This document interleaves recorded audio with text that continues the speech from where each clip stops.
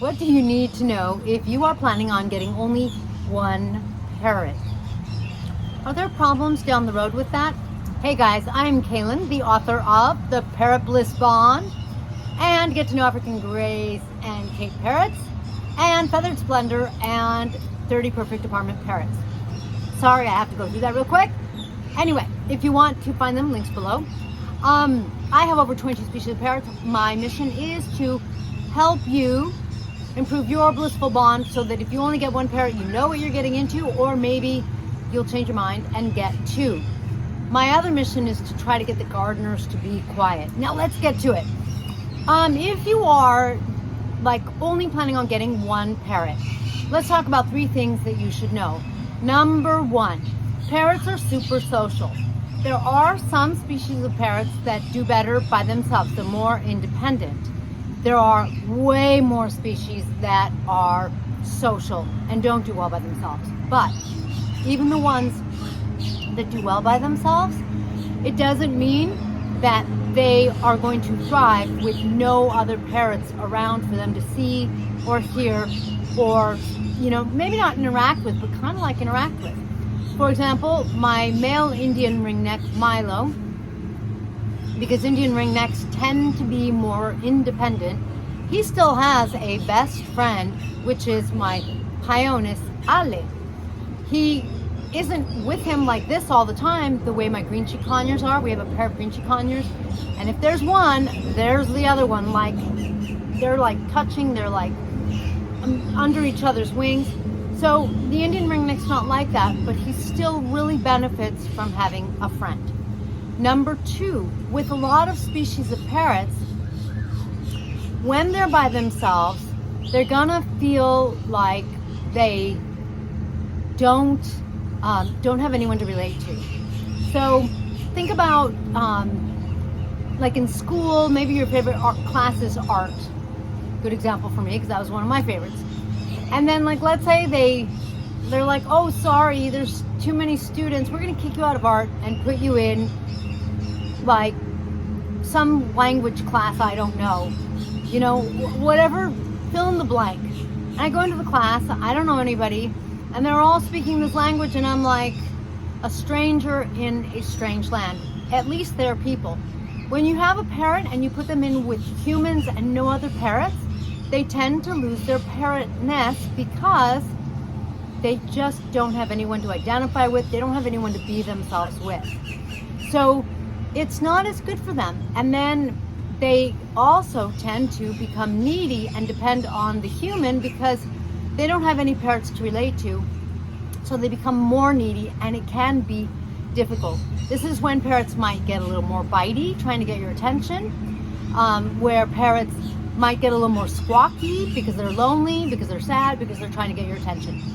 I didn't introduce them. This is Diva, our Major Mitchell. That is Bella, our Gala, our 2 pink girls. And they're a perfect example. We only have one of each of these species.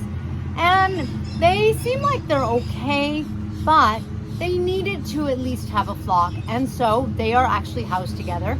And now if Diva goes somewhere, Bella has to go too. So it's really good because they can relate with us. They like us. You can tell, right? She likes my husband. She's doing really well by being with me. But watch this. This is Fluffball. Fluffball here. Don't worry. She already had that plucking when we adopted her, and it hasn't gotten worse, so that's awesome. Okay, so number 1 was even an independent species will get lonely. Number 2 is it does lead to problems where they lose their parrotness, and then they can become needy, bitey, squawky, that kind of thing, or really withdrawn. Sometimes they become really withdrawn, and then they just want to be in their cage, and it's kind of like they've kind of lost themselves in another world, and they're just kind of cranky, and it can go. And this isn't tomorrow, this is in some time, right? So that could be a problem. Now, number 3, when parrots have each other, if they need to, they'll bundle up for warmth. If they need to, they'll preen each other because they can't get the pin feathers on their neck. And I've noticed that it's a massage more than the breaking of the pin feathers, because the pin feathers break and they don't really feel that shaft, but the skin, that's what bothers them. So when there's another parrot there to help them, it helps.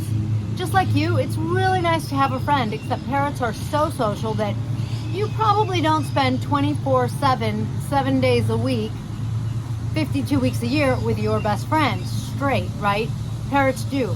So they really need that social aspect. And the bottom line is, someone once told me, for whatever, however true this is or isn't, when parrots are with other parrots, their well-being is just much better. Even if you were spending 10 hours a day with your parrot, you're just not a parrot. Parrots do things like preen each other's butts. Are you gonna do that? I really don't wanna have you post in the comments that you have.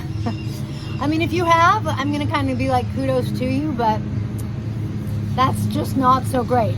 So instead, when they don't have someone to bolster that well-being, a best friend, the third thing that can happen is that they can get really sad, lonely, and they can start plucking.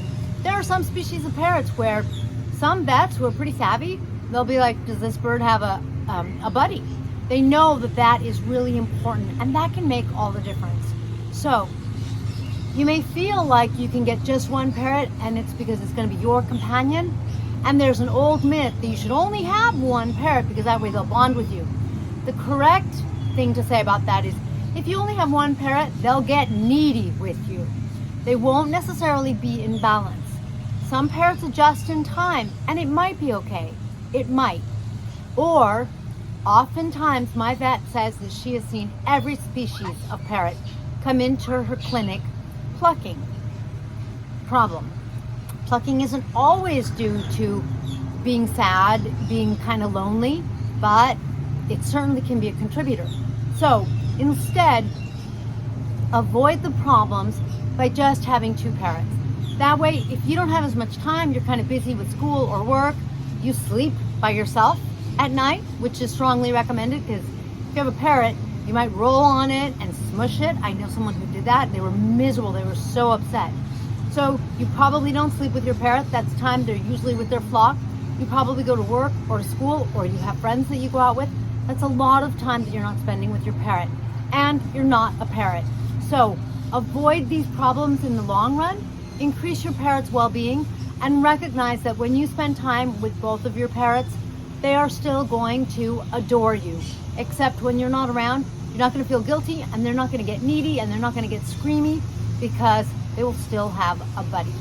Thank you for joining me in this blissful video. If you watch my channel, you know I've also been adding sugar gliders to my flock. Of course, they're a colony. I'm so excited. They're so cute. They're so little. But anyway, if you have any questions or comments, please put them below. And I'm thinking, oh, I don't know what I'm thinking. Oh, well. All right. Thanks. I'll see you next time.